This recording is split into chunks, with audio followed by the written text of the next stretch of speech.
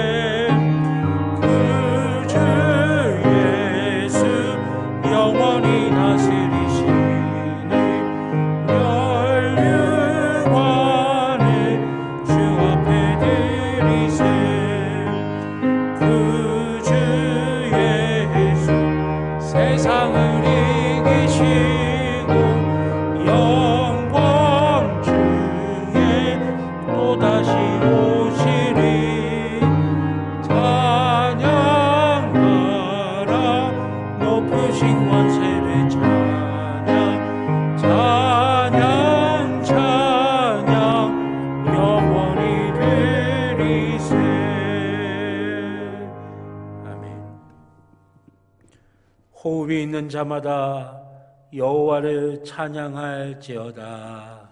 아멘. 하나님 앞에 우리의 죄를 다 같이 고백하시겠습니다. 인생의 무거운 짐을 대신 지시는 사랑과 위로의 주님, 오늘 주님께 예배를 드리는 이 시간에 저희의 죄와 허물을 용서해 주시기를 간절히 소망합니다. 명절을 보내며 혹시라도 주님의 영광을 가린 것이 있었다면 용서하여 주옵소서. 저희의 부주의한 말과 행동 때문에 사랑하는 가족이 상처를 받았다면 그들을 치유해 주시고 저희를 용서해 주옵소서. 혹여 저희의 무관심 때문에 외롭고 힘든 이웃을 돌아보지 못했다면 용서해 주시고 우리가 더욱 세밀하게 살필 수 있게 하옵소서. 예수님의 이름으로 기도드립니다. 아멘. 지난 한 주간 우리의 모든 개인적인 죄를 주님 앞에 참회하며 회개의 기도를 드리도록 하겠습니다.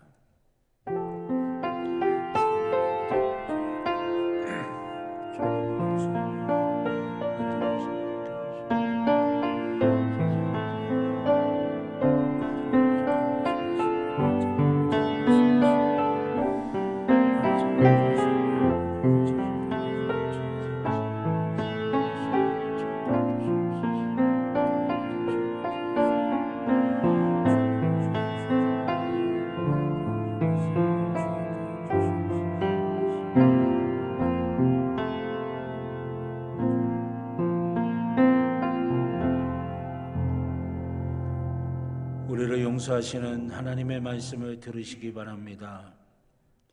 여호와의 말씀이니라. 그날 그때에는 이스라엘의 죄악을 찾을지라도 없겠고 유다의 죄를 찾을지라도 찾아내지 못하리니 이는 내가 남긴 자를 용서할 것임이라. 아멘. 교독문 53번 시편 121편의 말씀을 교독하시겠습니다. 교독문 53번 시편 121편의 말씀입니다. 내가 산을 향하여 눈을 들리라. 나의 도움이 어디서 올까? 여호와께서 너를 실족하지 아니하게 하시며 너를 지키시는 이가 졸지 아니하시리로다.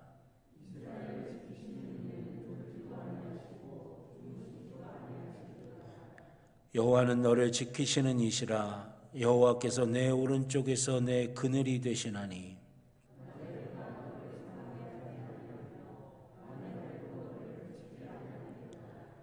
여호와께서 너를 지켜 모든 환난을 면하게 하시며 또 내 영혼을 지키시리로다.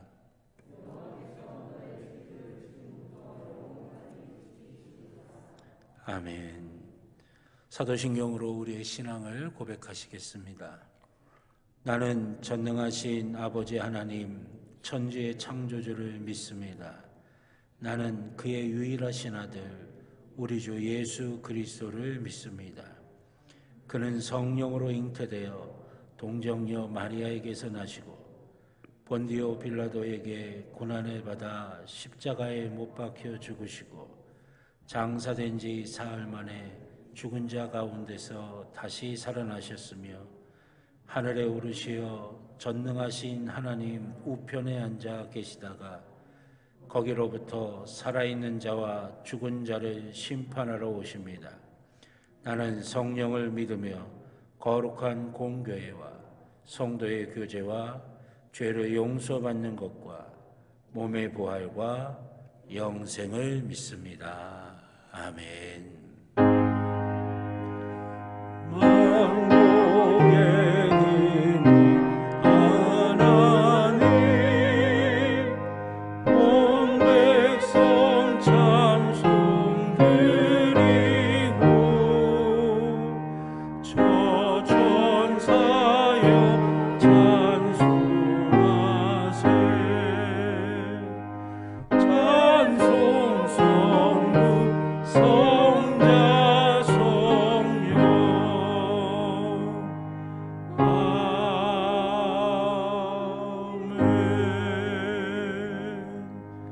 자리에 앉아주시기 바랍니다. 김영기 장로님 기도하시겠습니다.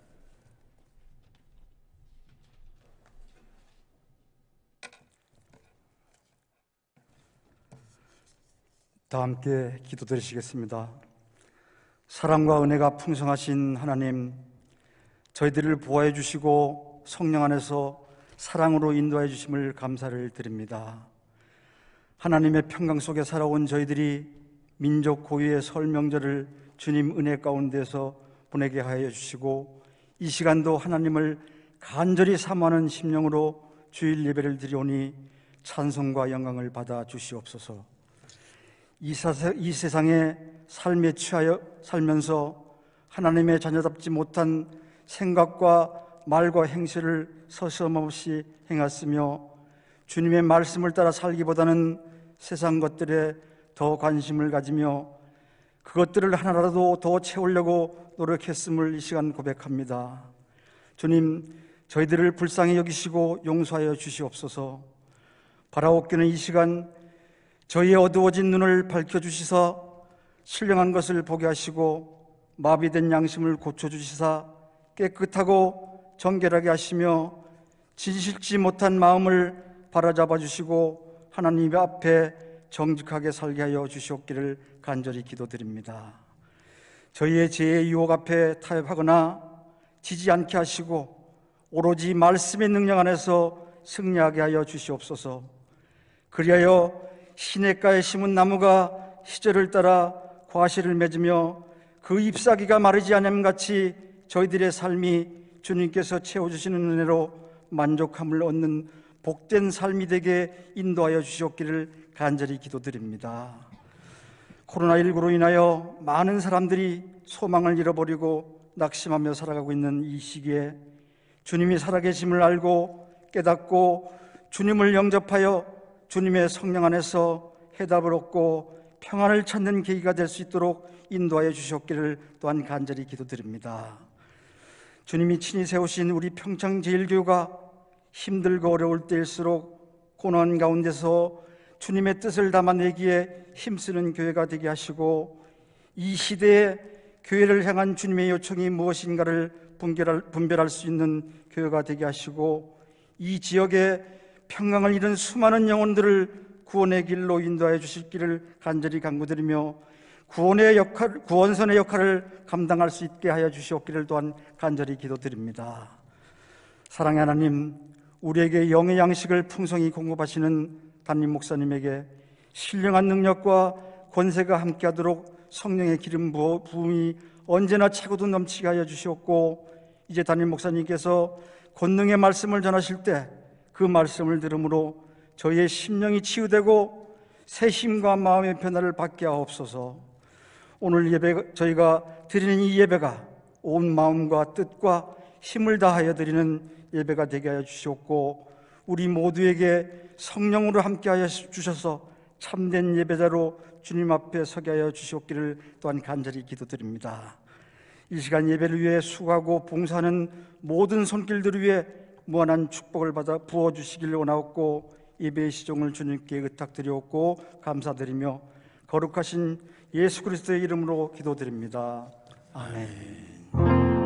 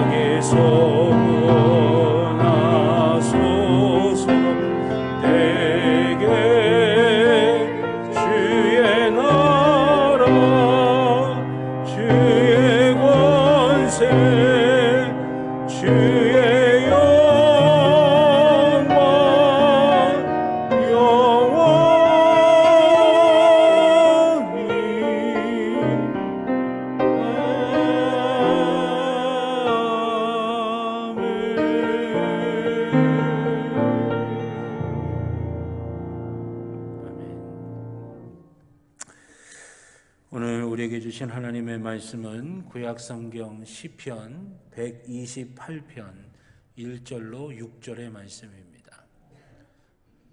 구약성경 899쪽입니다. 시편 128편 1절부터 6절까지의 말씀입니다.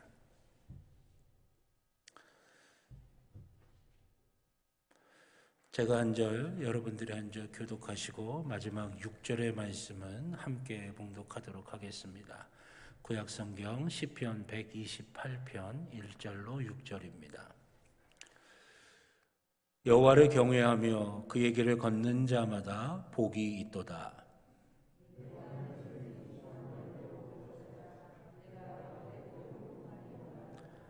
내 집 안방에 있는 내 아내는 결실한 포도나무 같으며 내 식탁에 둘러앉은 자식들은 어린 감람나무 같으리로다.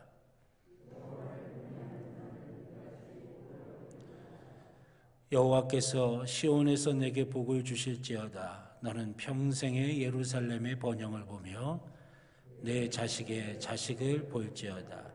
이스라엘에게 평강이 있을지로다. 아멘. 기도드리겠습니다. 사랑과 은혜의 아버지 하나님, 주님 사랑하시는 주님의 귀한 자녀들이 주의 날 주님 앞에 모여 살아계신 하나님께 예배를 드립니다.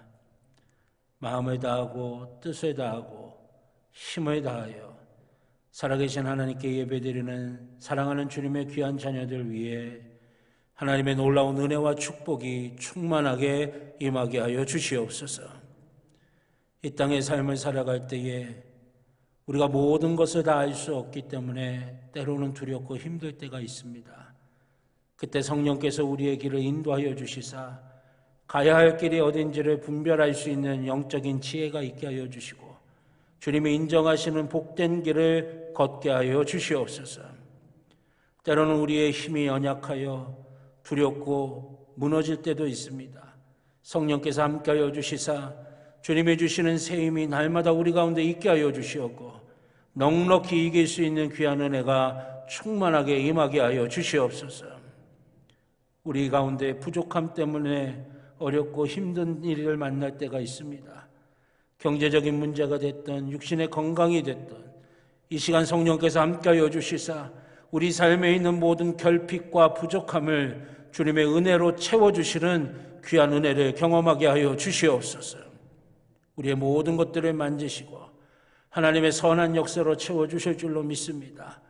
이 예배 시간 우리 가운데 좌정하신 주님을 경험하게 하여 주시사 우리의 갈 길을 예비하시고 우리의 심령을 만지시며 우리의 육신 위에 함께하여 주시는 선하신 은혜를 누리게 하여 주시옵소서. 주님, 이 시간 주의 말씀 가운데 있습니다. 아버지 하나님, 우리의 마음을 찢으며 주의 말씀을 사모하는 심령으로 귀 기울이게 하여 주셔서 우리의 단순한 육신의 귀로 듣는 것이 아니라 우리의 영의 귀로 듣게 하여 주시사 그 말씀 하나하나가 우리의 심령 골수를 찔러 쪼개어 새롭게 하게 하여 주시고 주님 주신 능력으로 승리하게 하여 주시옵소서.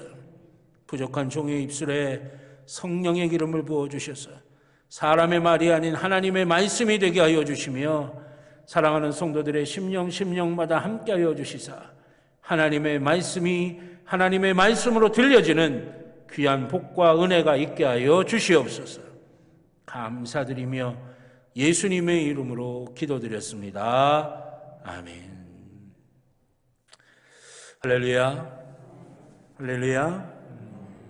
오늘 예배 시간에 우리 가운데 함께하여 주셔서 우리를 만지시는 하나님의 놀라운 은혜와 복이 저와 여러분 모두 가운데 풍성하게 임하시기를 우리 주님의 이름으로 간절히 축원합니다. 우리 가슴에 손을 대고 함께 고백하시겠습니다. 나는 하나님의 복입니다. 아멘. 내가 가는 길은 복된 길이고 내가 앉는 자리는 복된 자리입니다. 아멘. 예배는 회복입니다. 예배는 능력입니다. 예배는 축복입니다. 아멘. 오늘 이 시간이 하나님의 은혜를 체험하는 시간, 또 우리의 문제에 답을 얻는 시간, 또 하나님의 놀라운 역사를 경험하는 시간이 되시기를 우리 주님의 이름으로 축원합니다. 오늘 시편 128편 1절로 6절의 말씀을 가지고 하나님께서 가정을 주신 이유라고 하는 제목으로 하나님 말씀의 은혜를 함께 나누고자 합니다. 예배하시는 은혜 풍성하게 받아가시는 귀한 은혜가 있기를 주님의 이름으로 다시 한번 축원합니다. 설날 연휴 잘 보내셨습니까? 명절이 좋은 이유는 그동안 각기 삶 때문에 떨어져 살던 가족들, 친지들이 명절이 되면 다 모여가지고 서로 이야기도 나누고 맛있는 것도 나눠 먹고 또 그동안의 안부도 서로 확인하는 그런 시간이기 때문에 참 명절이 귀한 시간인 것 같아요. 근데 아쉽게도 작년과 올해 이 코로나 때문에 모이기가 여의치 않은 그런 상황들 속에 있어서 참 마음이 많이 아쉽고 또 안타까운 또 보고 싶은 마음이 더 간절해지는 그런 마음이지 않을까라고 하는 생각을 해보게 됐습니다. 저도 개인적으로 작년에 저희 큰 조카가 결혼해서 아이를 낳았습니다. 제가 할아버지가 됐더라고요, 보니까. 기분이 이상하더라고요.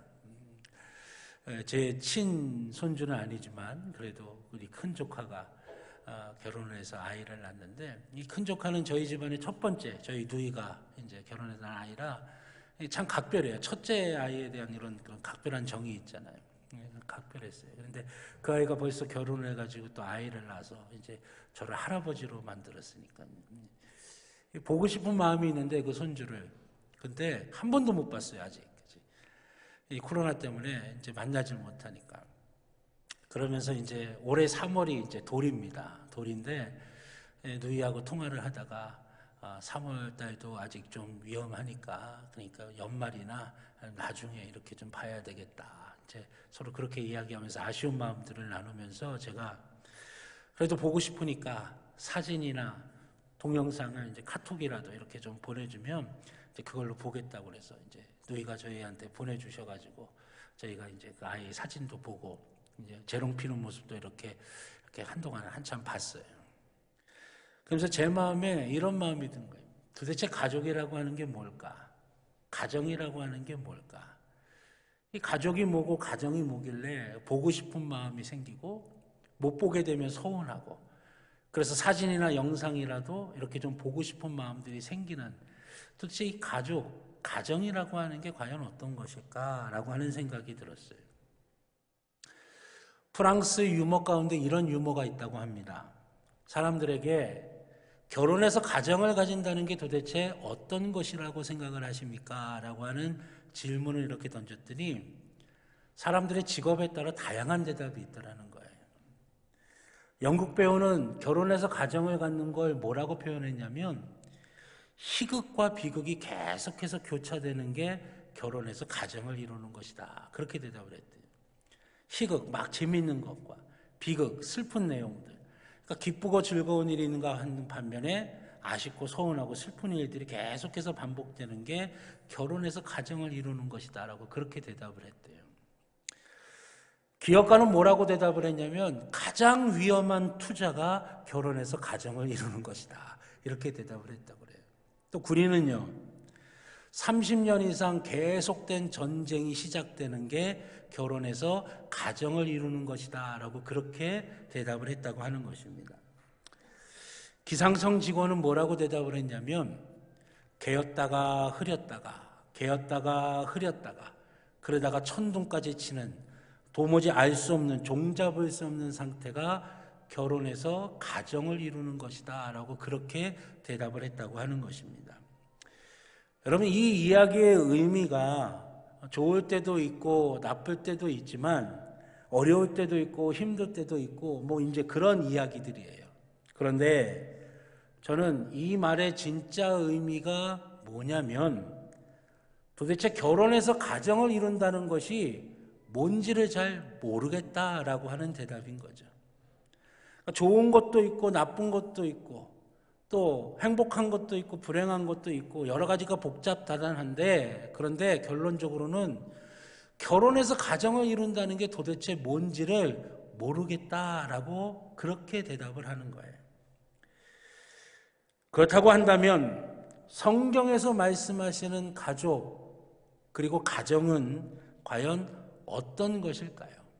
성경에서는 뭐라고 말씀하시는 것일까요? 성경에 보면 하나님께서 천지를 창조하신 이후에 가장 먼저 만드신 것이 가정입니다. 정부나 군대를 만드신 게 아니에요. 기업이나 공장을 만드신 게 아닙니다. 학교를 만드신 게 아니에요. 심지어는 교회보다도 하나님이 천지를 창조하신 이후에 가장 먼저 만드신 것이 뭐냐면 가정이라고 하는 것이죠. 이 말의 의미가 무엇이겠습니까? 사람에게 가장 필요한 것은 다른 어떤 것보다도 가정이라고 하는 것을 말씀하고 있는 것이에요. 가정은 정부나 군대처럼 큰 힘도 없고 공권력도 없습니다.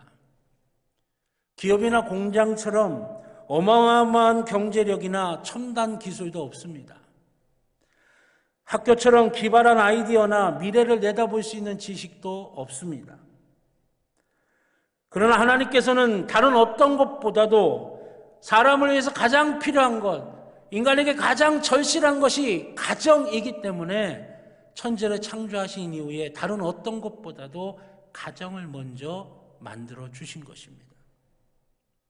이것은 국가나 기업이나 학교에서 얻을 수 있는 그 어떤 것보다도 하나님께서는 가정을 통해 우리가 얻어야 할 것이 가장 중요하다라고 하는 말씀을 우리에게 해주고 계신 것입니다. 그러면 국가나 기업이나 학교에서 얻을 수 있는 것보다 가정을 통해서 우리가 얻어야 할, 하나님께서 우리가 그렇게 되기를 바라는, 우리가 얻기를 원하시는 그것이 과연 어떤 것이겠습니까? 하나님께서 가정을 통해 우리가 얻기를 원하시는 것이 과연 무엇이겠습니까? 첫째는 하나님을 향한 믿음, 즉 여호와를 경외하는 신앙이라고 하는 것입니다. 오늘 본문 1절의 말씀에 보면 오늘 본문이 이렇게 시작합니다. 여호와를 경외하며 그의 길을 걷는 자마다 복이 있도다. 아멘. 여호와를 경외하며 그의 길을 걷는 자마다 복이 있도다. 하나님께서 다른 어떤 것보다도 가장 먼저 가정을 창조하신 이유가 뭐냐? 하나님께서는 그 가정을 통해서 우리가 하나님을 알아가는 거예요. 가족과 가정을 통해서 하나님의 사랑이 무언지를 우리가 느끼고 깨닫고 누리기를 원하신다라고 하는 것이죠.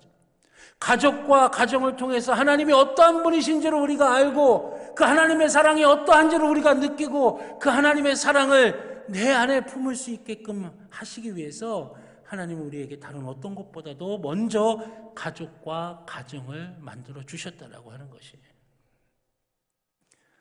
여러분, 우리가 자녀를 키우다 보면 자녀 때문에 속 썩을 때 많이 있죠.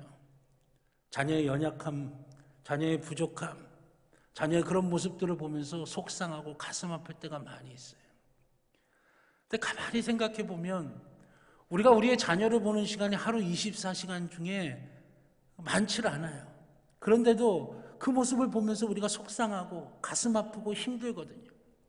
근데 우리 하나님은 우리의 중심을 꿰뚫어 보시면서 한순간도 우리에게 눈을 떼지 아니하시고 불꽃 같은 눈동자로 늘 우리를 바라보시는데 그 하나님 앞에서 우리가 얼마나 연약한 존재이겠어요. 그 하나님 앞에서 우리가 얼마나 부족한 존재이겠어요. 하나님 앞에서 우리가 하나님의 가슴을 얼마나 아프게 만드는 존재이겠어요. 우리가 그걸 깨달아야 된다라고 하는 거예요. 우리가 우리의 자녀를 바라보면서 안타까워하고 아쉬워하고 또 마음 아파하고 그런 모습이 고스란히 하나님의 마음속에도 있게끔 우리가 그렇게 만드는 연약하고 부족한 존재라고 하는 것을 우리가 깨달아야 된다라고 하는 것이에요. 또 부모님들이 우리를 사랑하시는데 조건이 있었나요? 이유가 있었나요? 뭔가 대가를 바라셨나요? 그게 아니죠. 이유 없이 주시는 사랑이었죠. 조건 없이 주시는 사랑이었어요. 우리가 부족하고 연약해도 그저 자식이기에 사랑하시고 아끼시고 보살피시고 지금껏 키워주셨다라고 하는 거예요. 우리 하나님의 사랑이 그렇다라고 하는 거죠. 우리가 사랑받을 만해서 하나님이 우리를 사랑하신 것이 아니라 우리가 아직 죄인 되었을 때에, 우리가 연약했을 때에 하나님께서 이유와 조건 없이 우리를 사랑하셨다라고 하는 거예요. 그 사랑을 느끼라고 하는 거예요. 부부가 서로 사랑해서 결혼했지만 온전하지 못하기 때문에 때로는 서운하기도 하고, 때로는 속상하기도 하고, 때로는 가슴 아프기도 해요. 인간의 사랑이라고 하는 것이 이렇게 한계가 있는 것이기 때문에 우리는 더욱더 하나님의 사랑과 하나님의 은혜를 갈망해야 되겠구나라고 하는 걸 우리가 느껴야 한다라고 하는 것이죠. 그래서 우리 인간에게 하나님은 다른 어떤 것보다도 하나님 가장 먼저 우리에게 가정을 허락해 주신 거예요. 왜? 하나님이 어떠한 분이신지, 하나님의 사랑이 어떠한지, 하나님의 은혜가 어떠한지를 우리로 하여금 깨닫고 소망하고 누리게 만드시기 위해서 우리에게 제일 먼저 가족과 가정을 허락해 주셨다라고 하는 것입니다. 그러게 여러분, 우리의 가정이 온전하고 건강한 가정이 되기 위해서는 하나님을 믿는 믿음 위에 우리의 가정이 세워져야 된다라고 하는 것입니다. 일본의 복음화율은 그닥 그렇게 많지 않습니다. 예수 믿는 사람들이 적어요. 그런데 놀라운 것은요, 그 일본 사람들 중에 예수를 믿는 그리스도인들이 존경을 받아요. 영향력이 많아요. 그래서 일본 사람들의 사상가들 중에는 기독교 신학자들이 꽤 많이 있습니다. 그 중에 한 분이 우찌무라 간조라고 하는 분이 있는데, 이 우찌무라 간조라고 하는 분이 이렇게 이야기를 했어요. 가정에 필요한 것은 재산이 아니다. 세상의 희락도 아니다. 꼭 필요한 것은 가정재단, 즉 예배이다. 그 위에 매일 기도의 제물이 드려질 때 거룩하고 즐거운 가정이 된다. 가정에 물질도 필요하죠. 또 흥겹고 즐거운 시간도 필요합니다. 행복한 추억도 있어야 합니다. 그러나 여러분, 이 모든 것들이 신앙, 즉 하나님과의 올바른 관계 속에서 세워질 때에 의미가 있다라고 하는 것입니다. 왜냐하면 그래야 하나님의 질서가 세워지기 때문이라고 하는 것이에요. 여러분, 하나님의 질서가 세워지지 않게 되면 어떻게 됩니까? 서로 다 자기가 잘난 거예요. 자기 고집대로, 자기 생각대로, 자기가 원하는 대로만 되어야 된다고 서로 쟁탈전을 벌이는 거예요. 주도권 쟁탈전을 벌이는 거예요. 어떤 분이 그러더라고요. 그렇게 되면 6.25 때 난리는 난리도 아니더라고요. 가족들끼리 서로 화합하고 행복해야 되는데 서로 자기를 생각하고 자기만을 주장하다 보면 서로 상처 있고 서로 아파하고 힘들어한다라고 하는 거죠. 그래서 어떤 분이 이런 얘기 하시더라고요. 한눈에 반해서 결혼했더니 두 눈으로 보니까 좌절하고 실망하고 낙담하게 되더라고 하는 거예요. 서로 그렇게 된다라고 하는 거죠. 그러면 여러분, 어떻게 해야 우리의 가정이 하나님을 믿는 믿음으로 하나님의 질서가 세워지는 가정이 될 수 있겠습니까? 오늘 본문 시편 128편의 위에 보면 제목이 하나 나옵니다. 이 시편 128편에 대한 제목이 나와요. 뭐라고 써있죠? 성전에 올라가는 노래라고 하는 거예요. 성전에 올라가는 노래. 하나님 앞에 예배 드리러 올라가면서 부르는 노래라고 하는 것이에요. 지금의 찬송가인 거죠. 하나님 앞에 예배 드리러 가면서 찬송을 부르며 올라가는 거예요. 여러분, 가장이 앞에 서서, 부모가 앞에 서서 자녀들이 뒤에 쫓아가면서 앞에서 그 부모가 찬양을 부르는 것을 보면서 이 자녀들이 쫓아간다고 한번 생각해 보세요. 예배를 드리러 성전에 올라가면서 가정을 위해서, 가족을 위해서 기도하며 간구하는 마음으로 찬양하며 부르는 그 노래를 들으면서 자녀들이 뒤쫓아가는 겁니다. 어떤 마음일까요? 자녀들이 그 뒤에 쫓아가면서 그것을 부르는 소리를 들으면서 쫓아간다면 어떤 마음이 들겠습니까?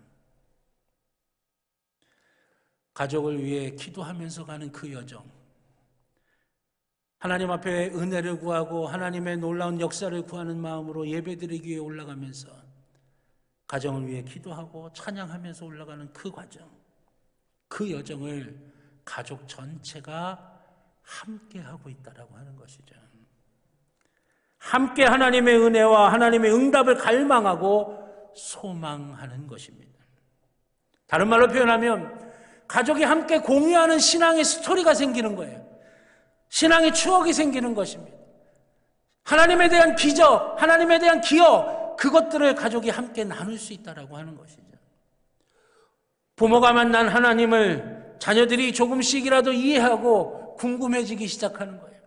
야, 우리 할머니는 어떻게 하나님을 만났을까? 우리 아버지는 어떻게 하나님의 역사를 경험했을까? 아이들이 궁금해지기 시작하는 거예요. 저렇게 우리 앞서가면서 찬양하며 기도하며 올라가고 있는데 도대체 뭘 기도하고 계시는 것일까? 언제 어떻게 하나님을 만났기에 이렇게 간절하게 우리를 위해 기도하고 계시는 것일까? 궁금해지기 시작하는 거예요. 이해하고 싶어하고 그 알고 싶어하는 마음이 생기게 된다라고 하는 거죠. 여러분, 이게 얼마나 강력한 힘이 되는 줄 아십니까? 예전에 아랍과 이스라엘이 전쟁을 벌인 적이 있습니다. 아랍은요, 연합군을 조성을 해갖고 전쟁을 벌였어요. 여러 나라가 연합을 했다라고 하는 것이죠. 근데 이스라엘은 혼자 전쟁을 하는 거예요. 그래서 아랍과 전쟁을 벌이기 시작하게 됐는데, 여러분, 아랍의 군사력이 월등했다고 하는 것입니다. 그래서 세계에서 이스라엘이 진다라고 그렇게 이야기를 했어요. 이스라엘이 이제 꼼짝없이 졌다라고 이야기를 하고 있어요. 그런데 전쟁이 막상 딱 시작이 되니까요, 7일 만에 전쟁이 끝나버렸어요. 그래서 그 전쟁 이름이 7일 전쟁입니다. 6일 만에 아랍연합국이 두 손을 들었어요. 그리고 7일째 되는 날에 항복을 선언을 한 거예요. 이게 7일 전쟁이에요. 도대체 어떻게 이런 일이 벌어질 수 있을까? 군사력도 몇 배가 더 높았고 군인들 숫자도 몇 배가 더 높았는데 도대체 어떻게 이런 일이 벌어질 수 있을까? 세계에서 신기해갖고 그걸 조사를 해봤어요. 그랬더니 전쟁이 딱 시작이 되니까 아랍연합군에 속해 있었던 나라의 청년들은요, 다 도망가 버리고 말았어요. 전쟁에 끌려갈까 봐. 그런데 이스라엘은 그 당시에 디아스포라가 돼서 세계 각국에 다 흩어져 있었거든요. 근데 전쟁이 딱 시작이 되니까 세계 각국에 흩어져 있었던 이스라엘 청년들이 보이질 않는 거예요.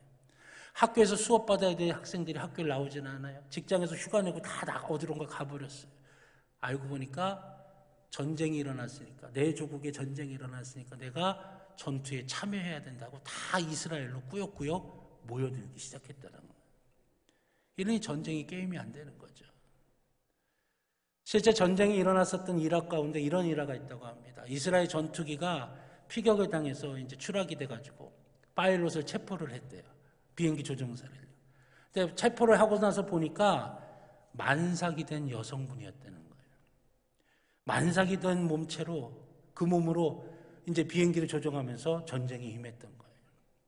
이 전쟁이 이길 수가 없는 거예요. 어떻게 이럴 수 있을까? 많은 학자들이 그 이유를 조사를 하고 연구를 했는데 그 이유를 유대인의 가정교육에서 찾았다고 하는 것입니다. 그들의 교육은 단지 지식만을 전수해주는 교육이 아니었었어요. 할아버지가 자기의 부모 때가 또 그 전 세대가 어떤 고난을 겪었고 어떻게 어려움을 겪었고 어떻게 그것을 이겨냈고 어떻게 그들의 신앙을 지켜왔었고 했던 것들이 고스란히 다음 세대들에게, 자녀 세대들에게 다 그것이 공유되고 그것이 하나의 히스토리가 되고 스토리가 되고 그것이 전승이 되는 그런 역사들을 가지고 있었다는 거예요. 그걸 갖고 서로 이야기를 나누고 서로 토론을 하고 서로에게 인생의 절기 가운데 중요한 시점들 가운데 그것들을 기념하는 일들을 놓치지 않고 다 했다라고 하는 것이죠. 그래서 삶의 가치관이나 인생의 철학이나 중요한 것을 결정하는 모든 순간순간들 속에서 그들의 마음속에 그것이 고스란히 다 내려왔다라고 하는 것이에요. 공동의 기억이 생기는 겁니다. 공동의 스토리가 생기는 거예요. 그것이 그들에게 큰 힘이 되어서 전쟁이 터지자 세계 각국에 흩어져 있었던 이스라엘 젊은이들이 다 이스라엘로 모여들어서 그 전쟁에서 승리할 수가 있게 됐다고 하는 것이에요. 사랑하신 여러분, 우리의 가정은 지금 어떤 신앙의 스토리를 만들어가고 있습니까? 우리의 자녀들이 내 부모가 만난 그 하나님 어떻게 만났는지, 어떻게 하나님의 인도하심을 받았는지, 어떻게 하나님의 역사를 경험했는지 이해하고 있을까요? 아니, 궁금해하고 있을까요? 우리의 손주들이 야, 할아버지가 할머니가 늘 나를 위해서 기도한다고 하셨는데 그 할아버지 할머니가 만난 하나님이 도대체 어떤 분인지, 어떻게 만났는지, 어떻게 그 어려운 시대를 그 하나님을 믿는 믿음으로 이겨내며 살아오셨는지 궁금해하고 있을까요? 우리의 자녀들과 우리의 손주들과 우리가 함께 그 하나님에 대한 기억들을 공유하고 만들어가는 그런 신앙의 스토리들을 우리가 지금 만들고 있는 건가요? 신앙의 절기를 맞이할 때마다 그 절기가 무슨 의미인지, 하나님의 사랑이 거기에 어떻게 담겨져 있는지 우리의 자녀들, 우리의 손주들과 우리가 그것을 나누고 있습니까? 우리의 자녀들이, 우리의 손주들이 조금씩 조금씩 신앙이 자라나는 모습들을 우리가 보고 있습니까? 느끼고 있습니까? 그걸 갖고 우리의 자녀들, 손주들과 이야기를 나누고 있습니까? 우리의 자녀들이, 우리의 손주들이 지금 절실하게 필요로 하고 있는 것이 무엇인지, 절실하게 기도하고 있는 것이 무엇인지 우리가 서로 이해하고 공감하며 함께 기도하고 있습니까? 부모와 자녀가, 또 할아버지 할머니들과 손주가 함께 공유하고 있는 믿음의 스토리, 믿음의 추억, 신앙의 기억들이 있느냐 하는 것입니다. 그것을 만들어가는 것이 다른 어떤 것보다도 가장 먼저 우리에게 가족을 만들어주시고 가정을 만들어주신 그 하나님의 놀라운 은혜 가운데서 우리에게 주신 숙제를 해결하는 것이라고 저는 생각을 합니다. 사랑하신 여러분, 이 숙제를 멋지게 해결할 수 있는 저와 여러분, 우리 모든 평창제일교회 믿음의 식구들이 되시기를 주님의 이름으로 간절히 축원합니다. 아이고, 이제는 끝났는데, 우리 애들 다 컸는데, 이젠 말도 안 듣는데. 아니에요. 늦었다고 생각할 그때가 가장 빠른 것이고 가장 적절한 시간인 거, 놓치지 말아야 될 시간인 것입니다. 지금부터라도 우리가 기도하고 조금씩이라도 더 가까이 가서 그들과 함께 나누는 신앙의 공유하는 스토리, 함께 나누는 기억들, 함께 나누는 추억들이 우리들 속에 더욱더 많아질 수 있기를 우리 주님의 이름으로 축원합니다. 두 번째는 사랑의 힘입니다. 오늘 본문 3절의 말씀에 보면 아내를 결실한 포도나무, 또 자녀를 어린 감람나무라고 표현을 합니다. 여러분, 결실한 포도나무, 어린 감람나무, 어떤 느낌이 드십니까? 아름답고 복된 느낌이죠. 배우자를 바라볼 때에, 자녀를 바라볼 때에 어떻게 아름답고 복된 모습으로 바라볼 수 있을 때가 언제입니까? 사랑할 때라고 하는 것입니다. 근데 여러분 한번 생각해 보세요. 사실 집안에서 이런저런 거, 때로는 감정의 밑바닥까지 다 보이고 이런저런 모습 저런 모습 다 보이는 그렇게 모여 사는 가족인데 모든 순간이 아름답고 복되게 보이겠습니까? 그렇지는 않겠죠. 예전에 아주 유명한 이야기가 있었죠. 아마 전 국민이 다 아는 이야기실 것 같은데, 예전에 시골에 가서 연세 드신 분들 찾아다니면서 퀴즈 프로그램을 해갖고 상품을 주는 그런 프로그램이 하나 있었어요. 근데 이제 한 분이 나와서 설명을 하고 다른 분이 그걸 마치는 거예요. 근데 할아버지 할머니 부부가 나오셨는데 할아버지가 할머니한테 열심히 설명을 합니다. 설명하는 그 단어가 뭐냐면 천생연분이에요. 할아버지가 할머니한테 당신하고 나 같은 관계를 뭐라고 그래 그랬더니 할머니가 가만히 생각하다가 왼수 그러는 거예요. 할아버지가 답답하고 민망해서 아니 그것 말고 내자라고 그러니까 평생 왼수 그러는 거예요. 맨날 얼굴 부딪히면서 이런 모습 저런 모습 다 보이는 가족들이 맨날 모든 순간이 사랑스럽고 모든 순간이 복스럽고 모든 순간이 아름다울 수가 없는 거죠. 남편이 속썩이고 아내가 우라통 터지게 만들고 자녀들이 걱정하게 만들 때가 적지가 않습니다. 그러나 그것을 넘어서서 기다려주고 이해해주고 맞춰주는 힘이 어디에서 나오느냐? 사랑이라고 하는 것입니다. 제가 첫 번째 목회했던 곳에는 교회 종탑이 하나가 있었어요. 종은 없었고 이제 그 녹음된 걸로 이제 스피커를 달아서 이제 틀어드렸던 동네 이제 예배 시간 30분 전에 이렇게 틀어드렸던 그런 종탑이 하나 있었는데 거기에 이제 포도나무 넝쿨이 그 종탑을 타고서 이렇게 올라갑니다. 그럼 포도가 열매가 맺어져요. 성도님들이 그때 제가 전도사 때인데 전도사님 이거 그냥 따서 드시면 돼요라고 그러는데 제가 그런 게 익숙치 않아서 저는 그냥 내비뒀다가 나중에 이제 성도님들 예배 끝나고 따서 드시라고 이제 그렇게 한번 잔치도 하고 이제 그러거든요. 포도 잔치도. 근데 저희 아내가 이제 저희 큰아이를 임신했을 때입니다. 갑자기 그 교회 종탑에 있는 포도가 먹고 싶다는 거예요. 저보고 냄비에다가 물을 담아가지고 자기를 쫓아오래요. 그래서 제가 말을 잘 듣지 않습니까? 그래서 냄비에다 물을 담아가지고 저희 아내를 쫄랑쫄랑 쫓아갔어요. 근데 저희 집사람이 그 포도를 따달라는 거예요. 근데 따본 경험이 있나요? 제가 포도 열매를 따본 경험이 없는데 종탑에 기어 올라가서 그냥 땀을 뻘뻘 흘리면서 그 포도 송이를 따는 거예요. 그걸 갖고 내려오면 저희 집사람이 그 갖고 간 냄비의 물로 그 포도를 씻어가지고요 집에 가서도 아니고 그 자리에서 막 우걱우걱 먹는 거예요. 저는 난생 처음 저희 집사람의 그런 모습을 봤어요. 땀을 뻘뻘 흘리면서 올라가서 따갖고 갖다 받치면 물에 씻어서 그거 먹고 또 따서 받치면 또 먹어서 하는 거예요. 땀을 뻘뻘 흘리면서 옆에서 이렇게 지켜보는데 근데 그 모습이 예쁘더라고요. 그 모습이 사랑스러운 거예요. 막 우걱우걱 먹어도 그렇게 먹어주는 게 너무 고마운 거예요. 왜? 내 아이를 가지고 있고 또 사랑스러운 아이이기 때문에 그렇다고 하는 거죠. 저희 아이들이 갓난아기 때 어렸을 때인데요. 막 자다가 일어나면 머리가 산발이 되고 눈에는 눈곱이 잔뜩 끼고 그러고서 얼굴도 팅팅 붓고 또 그냥 비몽사몽 막 정신없이 흔들흔들 거리는데도 그 모습이 너무 사랑스럽고 이뻐 보이는 거예요. 왜?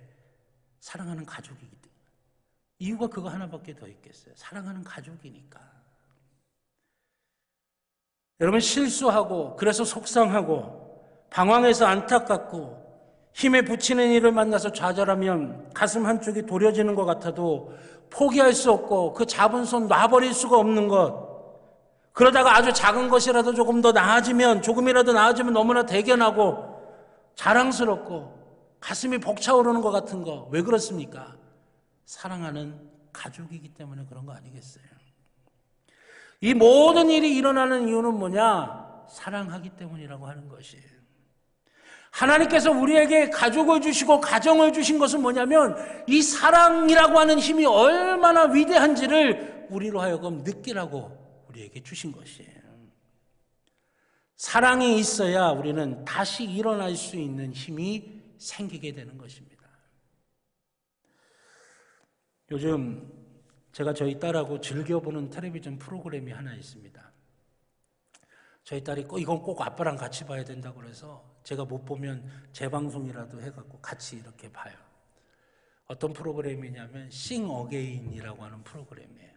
이게 노래 경연대회입니다. 노래 경연대회. 그러니까 점점 떨어져서 최후에 남은 한 사람이 이제 1등이 돼갖고 상금 1억 원에 타는 거예요. 이게 노래 경연대회예요. 근데 여러분 경연대회라고 하는 게 아주 그냥 살벌한 경쟁이잖아요. 내가 올라가려면 상대방이 떨어져야 되니까. 그래서 대부분 이제 노래 경연대회 프로그램이 뭐냐면 아주 살벌한 경쟁, 생존 경쟁이고요. 또 심사위원들도 그걸 떨어뜨려야 되니까 심사평을 할 때 아주 그냥 독설적인 이야기들을 많이 하고요. 또 그걸 자기가 튀어야 되니까 좀 이렇게 튀려고 하는 어떤 그런 자극적인 일들도 많이 일어난다고 하죠. 근데 제가 이 싱어게인을 보면서 이번엔 좀 다르구나라고 하는 게 느껴졌어요. 그 프로그램을 만든 취지가 뭐냐면 그동안 오랫동안 무명으로 활동했던 분들에게 사람들에게 알려지지 않았던 분들에게 다시 한 번 더 기회를 주자라고 하는 그런 취지로 만든 프로그램이더라고요. 그래서 몇십 년 동안 그냥 아무도 알아주지 않는데 혼자 노래 불렀던 사람들, 또 앨범 냈는데 실패했던 사람들, 또 노래 한 곡이 히트는 하긴 했는데 그 노래가 히트돼 갖고 가수는 모르고 그 노래만 알게 되는 그런 사람들, 또 한 곡 히트한 다음에 그 다음 후속곡이 없어서 그냥 사라져버린 사람들, 또 그룹으로 활동했다가 사고를 당해서 그런 멤버들이 다 죽고 혼자 살아남아가지고 그게 상처가 되고 또 그게 어떤 자기 자신감을 상실한 채 노래 부르는 일이 자신이 없어진 사람들, 이제 그런 사람들이 나와요. 그래서 제가 이제 그 프로그램을 보다가 가끔씩 막 가슴이 울컥울컥 뜨거운 게 이렇게 오르는 것 같은 그런 느낌을 받을 때도 있었어요. 절실함이 있으니까요. 이번이 마지막 한 번 더 기회가 주어졌다라고 하는 것 때문에 절실함이 있으니까 그들의 사연이 참 마음이 뜨겁게 만드는 그런 일들도 있었는데, 제가 또 하나 마음에 좀 이렇게 좀 좋았던 것은 뭐냐면 심사위원들이었어요. 대부분 이제 떨어뜨려야 되니까 아주 그냥 심사평을 아주 날카롭게 하고 독설을 하는 경우들이 많이 있는데, 이번에 심사위원들을 하는 이야기들을 들어보면 다 실패했다가 다 정말 아무도 안 알아줬다가 이제 나와서 마지막 기회를 잡으려고 나오는 사람들 아니에요. 그러니까 얼마나 위로를 해주는지 몰라요. 조금이라도 실수하면 자기가 실수한 것처럼 너무너무 안타까워하고요. 조금이라도 좀 나아진 모습이 있으면 너무너무 좋아하면서 박수 쳐주고 즐거워하는 모습입니다. 그러면서 그 경연에 참여했던 사람들이, 많은 분들이 이런 얘기를 하더라고요. 나는 이제 끝난 줄 알았어요. 나는 이제 희망이 없는 줄 알았어요. 그런데 심사위원 누구분의 이야기를 들으면서 나도 다시 할 수 있겠구나. 또 심사위원 어느 분이 격려해주고 박수 쳐주는 걸 보면서 내가 다시 한번 더 해봐야 되겠다. 오랜 기간 무명생활하면서 생활도 어려워서 다 포기하려고 했는데 이제는 내가 다시 한번 해봐야 되겠다라고 하는 그런 마음을 가지게 됐다라고 이야기하시더라고요. 여러분, 한 번 더 할 수 있는 힘, 그게 어디서 오느냐? 사랑에서 오는 거 아니겠습니까? 우리 그리스도인들이 광야 같은 이 땅의 삶을 살아갈 때 넘어지게 되고 힘들어 주저앉게 됩니다. 그때 우리에게 필요한 게 뭐예요? 사랑을 통해서 다시 한번 일어나서 그 믿음의 길을 다시 한번 힘차게 걸어갈 수 있게 만들어줄 수 있는 것, 그게 하나님께서 우리에게 사랑의 힘이라고 가족을 통해서, 가정을 통해서 우리에게 먼저 말씀해주고 계신 것입니다. 사랑하신 여러분, 우리가 그리스도인으로서 이 땅의 삶을 살아가는 게 점점 더 어려워지고 있는 시대를 살아가고 있습니다. 그러나 그럴 때일수록 우리의 가족을 통해서, 가정을 통해서 사랑으로 힘을 얻고 다시 한번 떨치고 일어나서 믿음의 길을 끝까지 갈 수 있는 우리가 되기를 주님의 이름으로 축원합니다. 고린도전서 13장은 우리가 잘 아는 유명한 말씀이죠. 사랑은 오래 참고 사랑은 온유하며, 사랑장이라고 불리는 고린도전서 13장이에요. 근데 그 고린도전서 13장 앞에 고린도전서 12장은 어떤 내용의 말씀이 나오냐면 온갖 종류의 성령의 은사에 대해서 쫙 이야기하십니다. 이런 은사 저런 은사 쫙 이야기하시면서 그 고린도전서 12장의 마지막 31절에 보면 뭐라고 말씀을 맺느냐면, 이런 여러 가지 성령의 은사가 있는데 그런데 너희는 이거보다 더 큰 은사를 사모해야 된다. 그것이 뭐냐? 고린도전서 13장에 나오는 사랑이라고 하는 거예요. 사랑의 은사. 여러분, 고린도 교회는 아볼로파, 게바파, 또 여러 가지 파로 나뉘어져서 여기저기도 끼지 못한 사람들은 어떻게 들어가느냐? 그리스도파다 해갖고 교회가 분열하고 서로 싸움박질하고 있었어요. 그리고 고린도 교회는 항구 도시에 있었습니다. 퇴폐한 문화, 향락의 문화가 젖어들어서 세상의 문화가 교회 안으로도 들어와서 온갖 문제가 있었던 교회예요. 그런데 그 모든 문제들을 이겨내고 그 모든 한계들을 벗어나고 그 모든 분열과 다툼과 아픔을 이기고 극복할 수 있는 게 뭐냐? 사랑이라고 하는 것이죠. 사랑이라고 하는, 그걸 말씀하고 있는 거예요. 성령의 은사가 이것저것 다 있지만 너희는 더욱 큰 은사를 사모해야 된다 하시면서 사랑에 대해서 말씀하고 계시다고 하는 것입니다. 실패와 좌절에서 다시 일어날 수 있는 힘도 사랑인 것이고, 세상을 변화시킬 수 있는 힘도 사랑인 것이, 우리의 한계를 뛰어넘을 수 있는 힘도 사랑인 것입니다. 사랑하신 여러분, 그걸 깨닫고 경험하고 누리고 소유하라고 하나님께서 우리에게 사랑을 배울 수 있도록, 경험할 수 있도록 우리에게 가족과 가정을 허락해 주신 것입니다. 설날 명절입니다. 안타깝게도 코로나로 인해 이전과는 같지 않는 설날, 그 명절을 보내고 있습니다. 그러나 이런 일들은 앞으로 더 많이, 더 자주 일어날 수도 있습니다. 광야 같은 이 땅의 삶을 살아가면서 온갖 문제들 앞에 우리가 넘어지고 쓰러질 때도 있을 것이에요. 그때 우리에게 가족과 가정을 주신 그 하나님의 마음을 우리가 알아채고, 그 하나님의 마음에 따라 우리의 가정을 통해 우리에게 있어야 될 것들을 온전히 구비할 수 있는, 온전히 얻을 수 있는 저와 여러분 모두가 될 수 있기를 우리 주님의 이름으로 간절히 축원합니다. 우리의 가족과 가정을 통해 하나님을 더 깊이 알아가고, 하나님의 은혜와 사랑을 더 깊이 알아갈 수 있는 우리가 되기를 바라고, 또 우리의 가족과 가정을 통해서 사랑이 얼마나 우리에게 힘이 되는지 우리가 느끼고 누리며 살아갈 수 있는 저와 여러분 모두가 될 수 있기를 우리 주님의 이름으로 간절히 축원합니다. 기도하겠습니다. 좋으신 아버지 하나님, 감사합니다. 아버지 하나님의 은혜 가운데 우리가, 아버지 하나님, 우리에게 가족과 가정을 주신 그 하나님의 마음을 우리가 온전히 느낄 수 있기를 원합니다. 주님, 우리의 가족과 가정을 통해서 하나님을 더 깊이 알게 하여 주시고, 하나님의 은혜를 체험하게 하여 주시고, 하나님의 사랑을 누리게 하여 주시옵소서. 또 우리의 가족과 가정을 통해서 사랑의 놀라운 은혜를 우리가 누리며 사랑의 힘으로 넘어져도 쓰러져도 다시 일어날 수 있는 힘이 우리 가운데 있게 하여 주시옵소서. 주님이 붙드시고 인도해 주시고 역사해 주실 줄로 믿고 감사드리며 예수님의 이름으로 기도드렸습니다. 아멘. 찬송가 380장 찬양하시면서 드리신 예물 하나님께 봉헌하시겠습니다. 마지막 절은 다 일어나셔서 찬양하시겠습니다.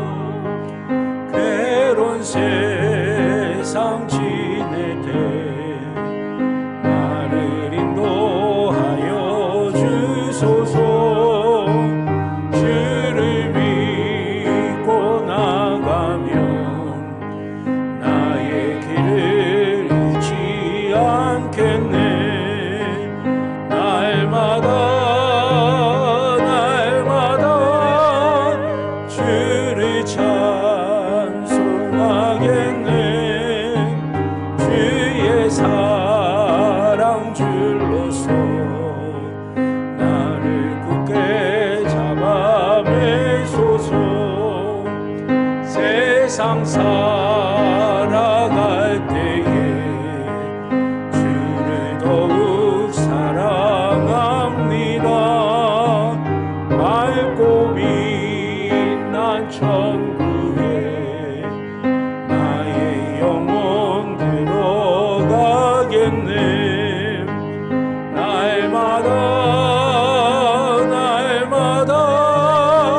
주를 주의 사랑 줄로서 나를 굳게 잡아 매소서.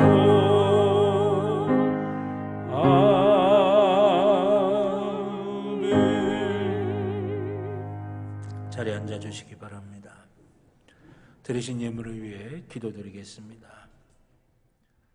아무것도 아닌 저희들을 위하여 십자가에 달려 죽으심으로 저희에게 영원한 생명을 허락하여 주시고 주님의 자녀가 되는 권세를 허락하여 주셨으니 감사를 드립니다. 하나님, 또한 이 땅에 빈몸으로 태어났지만 필요한 모든 것들 다 넉넉하게 채워지게 하여 주시고 하나님의 선하신 역사를 누릴 수 있도록 인도하여 주시니 감사를 드립니다. 그 은혜 감사하는 마음으로 주님께 예배드리는 이 시간에 우리의 마음을 모아 정성껏 구별하여 준비한 예물 하나님께 드립니다. 우리 하나님 기뻐 받으시는 거룩한 예물 되게 하여 주시고 하나님 축복하시는 귀한 역사가 있게 하여 주셔서 아버지 하나님 드린 손길들 위에 하나님의 놀라운 은혜와 복이 충만하게 임하게 하여 주시옵소서. 아버지 하나님의 선한 역사가 있게 하여 주실 줄로 믿습니다. 우리가 기도하고 바라고 소원하는 모든 것들보다 더 넉넉하게 아름답게 복되게 채워지게 하여 주시옵소서. 아버지 하나님, 귀한 예물이 쓰여지는 것을 기억하여 주셔서 하나님의 선한 역사 나타나게 하여 주시고 하나님의 은혜 위에 은혜가 임하게 하여 주시사 하나님의 뜻이 이루어지는 하나님 나라 세워가는 데에 귀하게 쓰임받게 하여 주시옵소서. 감사드리며 예수님의 이름으로 기도드렸습니다. 아멘. 교회 소식 몇 가지 말씀드리겠습니다. 주보 교회 소식란에 참조해 주시기를 바라겠습니다. 예배당에서는 개인 방역과 교회에서 진행하는 방역 지침에 철저히 따라 주시기를 바라겠습니다. 사회적 거리두기 단계가 저희 지역이 1.5단계로 하향되기는 했지만 5인 이상 집합금지는 계속 유지가 되고 있습니다. 그러니까 여러분들 각별히 유의해 주시기를 바라겠고요. 주일 예배는 그래서 기존대로 1부, 2부, 3부로 나뉘어서 예배를 지금처럼 계속 드리겠고 5인 이상 집합금지가 유지되기 때문에 속회도 지금껏 해온 대로 금요 성령 집회와 연합 속회를 병행하는 걸로 해서 금요일 오후 8시에 이 자리에서 드리도록 하겠습니다. 그러니까 여러분들이 그렇게 기억해 주시길 바라겠고요. 이번 주 오후 예배는 오늘 오후 예배는 명절 연휴 관계로 가정에서 여러분들이 가족들과 함께 하시길 바라겠고요. 다음 주 오후 예배는 총여선교회 헌신 예배로 드립니다. 총여선교회는 기도하시면서 준비하시기를 바라겠습니다. 그리고 이번 주 수요 예배에서부터 우리 임요한 교육행정 목사님께서 에베소서의 말씀을 가지고 말씀을 전해 주실 것입니다.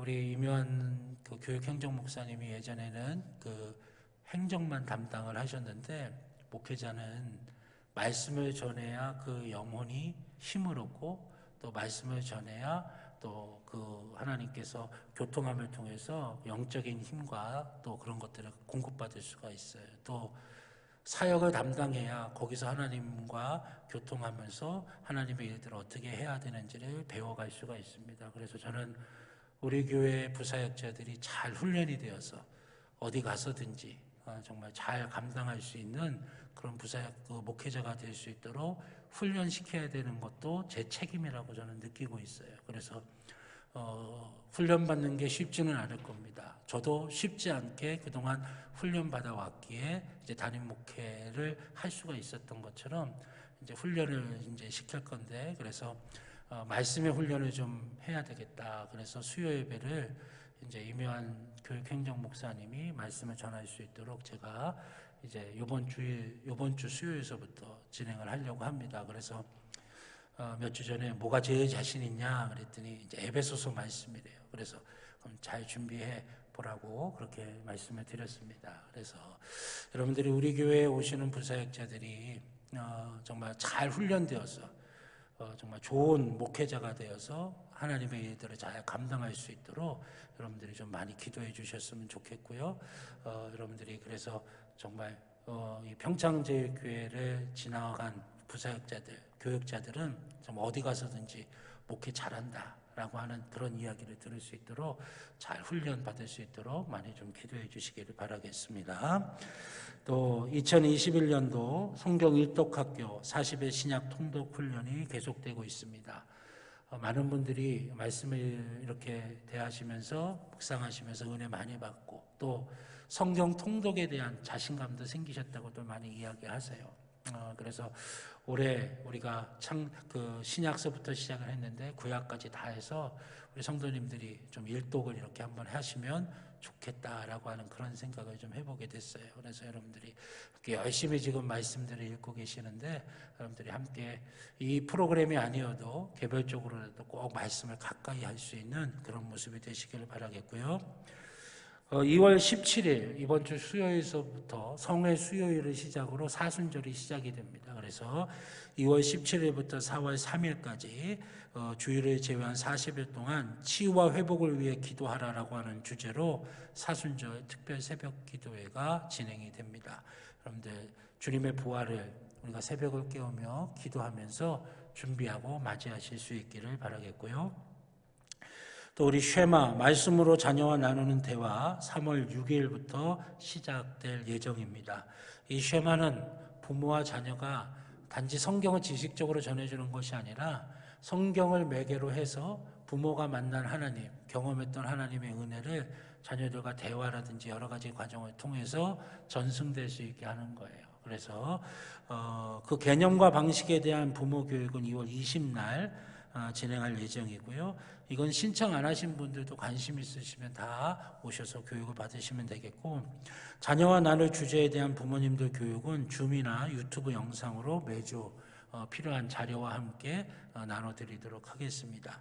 신청 마감은 2월 28일까지인데 중요한 것은 사실은 사회적 거리두기 단계가 낮아질 걸 예상을 했는데 이게 5인 이상 집합 금지가 계속 유지가 되고 있어요. 그러면 이제 이거는 뭐 줌이라든지 영상으로 할 수 있는 게 아니라 만나서 해야 되거든요. 또 우리 자녀들도 다 같이 만나야 되니까 요게 단계가 어떻게 될는지 모르겠습니다. 그래서 3월달 초부터 시작이 되는데 지금 단계가 계속 유지가 된다고 한다면 이건 하반기나 좀 다음으로 미뤄야 될 것 같아요. 그래서 왜냐하면 5인 이상 집합 금지이기 때문에 그런 부분들을 우리가 지켜가야 되기 때문에 그래서 이게 지금의 단계 수준이 계속된다면 하반기쯤으로 미뤄지게 될 것 같습니다. 그래서 그것은 우리가 단계 상황을 봐서 추후에 안내 말씀을 드리도록 하겠습니다. 그리고 49회 평창 지방회가 2월 25일 목요일 1시부터 5시, 오후 1시부터 5시까지 저희 교회에서 진행이 됩니다. 원래 지방회를 하게 되면은 우리가 각 교회마다 지방회 대표들이 모여가지고 이제 회의를 하게 되는데 꺼주세요. 회의를 하게 되는데 저를 보세요. 다른 분들은 저를 보시고요. 지금 어디까지 했는지 까먹었네.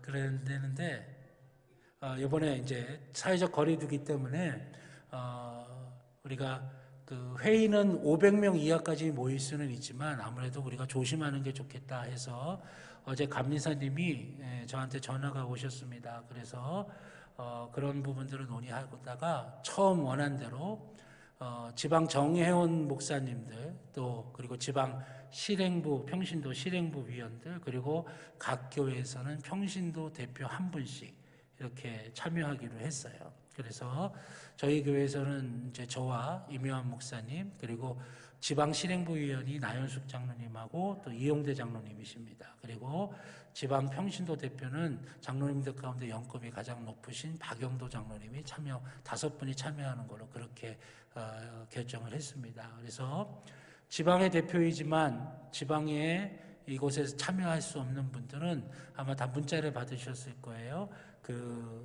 위임장을 작성을 해주셔야 그 회의가 이제 성립이 될 수가 있습니다. 그러니까 위임장을 꼭 작성해 주시기를 바라겠고 또 은혜 가운데 지방회가 잘 맞춰질 수 있도록 여러분들이 많이 기도로 협력해 주시기를 바라겠습니다. 또 온라인으로 헌금 드리기를 원하시는 분들을 위해서 교회 통장 계좌번호를 안내합니다. 계좌번호 나와 있으니까 확인해 주시고 온라인으로 보내실 때는 헌금의 종류와 성함을 꼭 기입해 주시기를 바라겠습니다. 평창 어린이집 이사회가 2월 17일 수요일 수요 예배 후에 새가족실에서 있겠습니다. 우리 또 고 권영순 권사님 지난 12일에 소천하셨습니다. 지난주에도 말씀드렸지만 주일 전에 발인 장례 예배가 있으면 장례라고 표시를 할 거고요.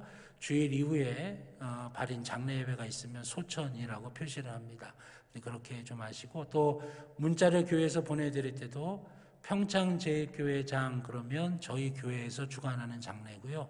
그냥 소천이라고 하는 타이틀로 나가면 저희 교회에서 주관하는 장례가 아닙니다. 그러니까 여러분들이 그렇게 이해해 주시고, 또 교회에서 주관하는 장례가 되려면 주일에 발인하면 어렵습니다. 주일에는 예배를 드려야 되기 때문에 교회에서 주관하는 장례가 되기를 원하신다면 발인 날짜는 주일을 피해서 그렇게 해주시면 감사하겠습니다.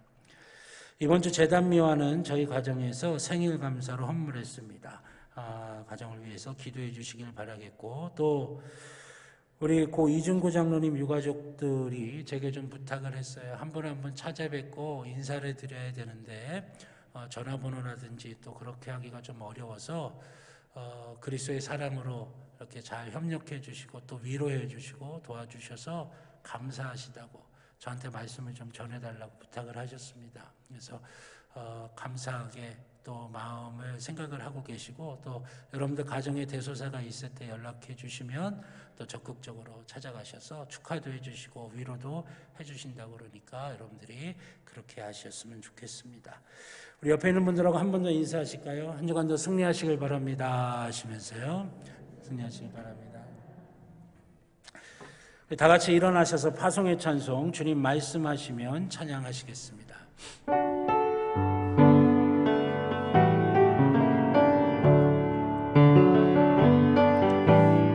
말씀하시면 내가 나아가리다. 주님 뜻이 아니면 내가 멈춰서리다. 나의 가고 서는 곳 주님 뜻에 있으니 오 주님 나를 이끄소서. 뜻하신 그곳에 나 있기 원합니다. 이끄시는 대로 순종하며 살리니 연약한 내 영혼 통하여 일하소서. 주님 나라와 그 뜻을 위하여 오 주님 나를 이끄소서.